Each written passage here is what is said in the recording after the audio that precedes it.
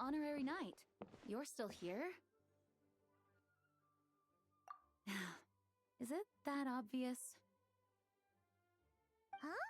But Varka's coming back. The situation in Nod-Krai is stable. Surely things are looking up. True. From what you and Lowen have told me, the expedition has indeed accomplished its strategic objectives. It seems that Mondstadt no longer faces any threat from the perils of the north, be they the Wild Hunt or the Doctor. And yet, for some reason, I can't help but recall something the Grandmaster said to me before he left. If I don't make it back from this expedition, you'll have to assume the mantle of Grand Master of the Knights of Boreas.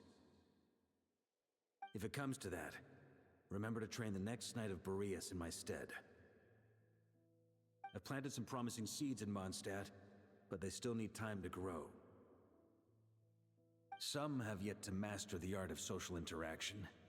Some don't yet understand that they too need protecting. And some, well, some might not even want to be a knight yet. What's wrong? Well, there's no need to frown. I'm going on an expedition, not marching to my death. This is all just a contingency plan in the event that I'm unable to return. Until I return, I leave them in your care. The lineage of the Knights of Boreas has nearly been extinguished twice in Mondstadt's history. The first wandering knight to claim the title arrived in Mondstadt 1,000 years ago, along with his wolf companion. He was as free as the wind. He left no succession plan behind. Even his name was lost to history. The title of Boreas could have disappeared from Mondstadt just as he did. But he had an informal disciple, a knight named Ravenwood, who admired the Knight of Boreas greatly. Ravenwood's valor and swordsmanship earned him the wolf spirit's recognition. When the old aristocracy tried to regain power, Ravenwood came once more to Mondstadt's defense. From then on, the title of Knight of Boreas was passed down from generation to generation within the Knights of Boreas. Wolf spirit? You mean that big blue wolf in Wolfendom? Correct. As you may already know, the Wolf of the North is the surviving spirit of an ancient god, and the Knight of Boreas serves as an intermediary between him and humanity. Lupus Boreas, who had never known what it meant to love, came to understand it through the journey with his human companion. In the end, he chose to allow his power to become one with the land.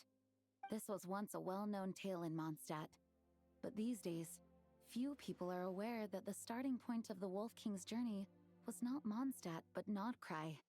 Huh? The great Wolf King of the North came here from Nod-Krai, although he doesn't like to speak of his past. In fact, he rarely shows himself to people at all nowadays. As such, this tale can only be found deep within the Knights of Boreas library. Even among the Knights of Boreas, few are aware of it.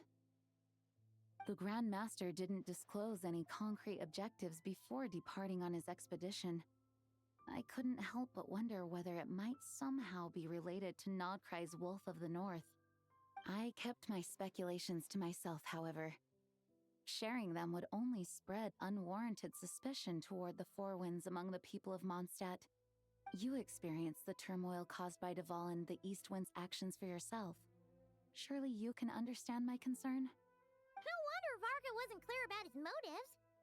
Is that what he was worried about? Very possibly.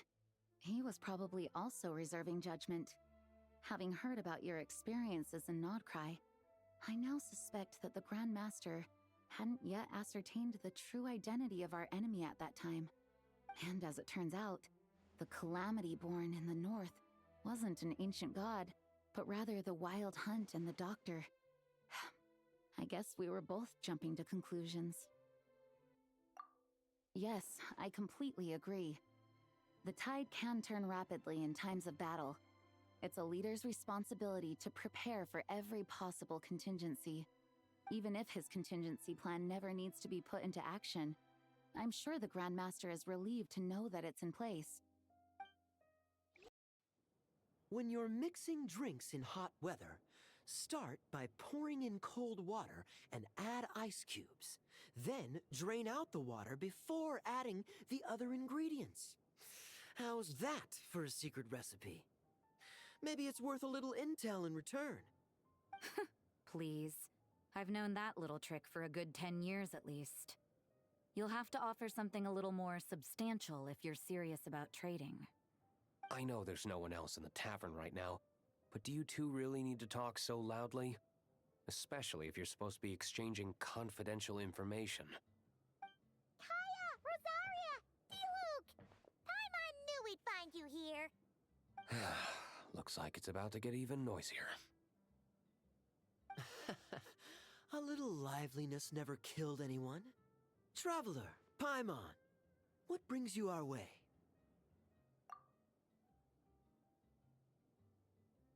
Please allow me to once again express my sincere condolences regarding your late father and the incident with Eric. We make absolutely no excuse for his crimes.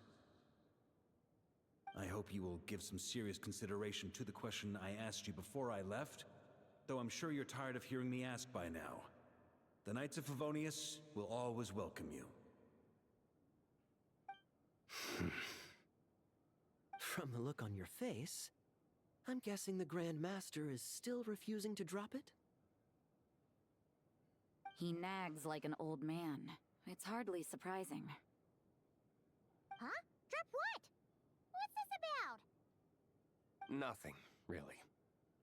Before leaving on the expedition, Varka came here to chat with me over a drink. I failed to avoid him.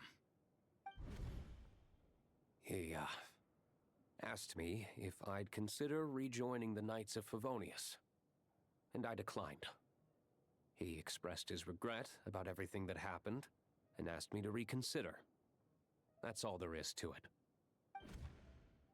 Yeah, right. Sounds like you skipped a lot of details. There's clearly more to it. Whatever details I chose to omit are in the past. Dragging them back up now serves no purpose. You say that now, but back then, you couldn't let it go. You and the Knights of Favonius were constantly at odds. I wasn't seeing the full picture. I've had a lot of time to reflect since then. But my answer remains unchanged. I'm not rejoining the Knights of Favonius. Both the Grandmaster and the acting Grandmaster are too upright and honorable. I can't see the shadows that lurk beneath them due to the size of the organization they lead. They need someone on the outside to keep watch vigilantly. If I had a Mora for every time I've heard you repeat that argument. I actually don't disagree with the first part of what you said, but don't you think someone can keep tabs on things from the inside? When you join an organization, you're bound by its rules, no matter how free it may seem on the surface. You think so? Never mind the Knights. Have you honestly ever been bound by the rules of the Church? Good question. Have you considered that maybe that's why I chose to join the Church and not the Knights to begin with? Are they arguing or not? It's kind of hard to tell. Oh, kind of like the contingencies Jean was talking about. The more ways they have to protect their home, the better. Huh? Traveler?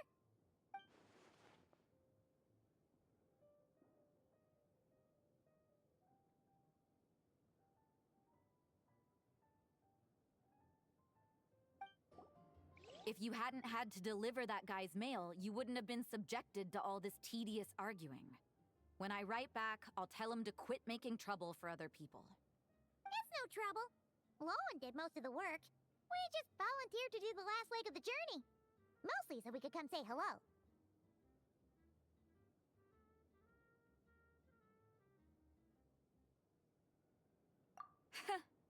So you see what's really going on here? All three of us fell for that old rascal's scheme far too readily. Huh? Scheme? What do you mean? Was Varka lying in his letters then? No. While I'm sure Varka knows full well that Diluc would never agree to rejoin the Knights, I believe the sentiments he expressed were genuine, as was his offer to welcome Diluc back. There are people like Kaeya and I, and then there are those who are true champions of justice to the core. Those people are the most susceptible to being driven to extremes by great upheaval. It's happened in Mondstadt before. Not only that, but it happened to a Knight of Boreas. That'll really hit home for Varka. And that's why his nagging is even more persistent than usual. Yeah. So no one's told you this before? The lineage of the Knights of Boreas had nearly been extinguished twice in history. The first was at its inception. The second was the case I was alluding to. Oh! Wasn't Jean telling us about this? Wait. And then we got caught up talking about the expedition, and we never got around to the second time. I happened to hear about it from Varka once when he was drinking and started yammering on. The second crisis in the Knights of Boreas lineage. It was 500 years ago. Although the Knights of Boreas are meant to be intermediaries between humans and wolves, in practice, very few of them have been truly recognized by Lupus Boreas over the past millennium. Of those who have, the best known are the first Knight of Boreas, Ravenwood, the wolf pup Rostam, and Varka himself. But 500 years ago, there was one who earned the respect of Boreas even before gaining the title. He was a disciple of Rostam. They thought he would become the mightiest Knight of Boreas who ever lived. He was the perfect knight. Righteous, principled. His name was Roland, the blood-stained knight. Yikes! Bloodstained Knight? That sounds a little ominous. Well, apparently his original title was the White Knight. But he lost countless comrades during the Abyssal Calamity 500 years ago, including his tutor and mentor, Rostam. The endless bloodshed stained his sword and armor a crimson as deep as black, transforming the White Knight into the Blood-Stained Knight. After that, he threw himself completely into battling monsters, leaving Mondstadt and the Knights of Favonius behind. To this day, no one knows his final whereabouts. It's hard to say whether the loss of an important figure in his life is what drove him to the point of obsession, or whether he was already too far gone to save. But had he known that the Knights of Favonius would always welcome him back, perhaps things would have turned out differently. So if you want my opinion, the reason why Varka keeps asking Diluc to rejoin, despite knowing that he'll never say yes, is to let him know you're not alone. After all these years, he's still as persistent as ever. Just like how he used to be with me. Huh. Turns out Varka's a lot more thoughtful than he lets on. Paimon had the wrong idea about him. Anyway, there's still something about this whole Boreas business that Paimon isn't really getting. Wasn't Andreas a god in Mondstadt thousands of years in the past? If so, why did Jean say that Boreas and the Wandering Knight only arrived here just 1,000 years ago? Plus, Paimon's super curious about what happened to Roland. That's a great idea! Jean said he hasn't been showing himself much lately, but he always seems happy to oblige whenever you show up. Let's go!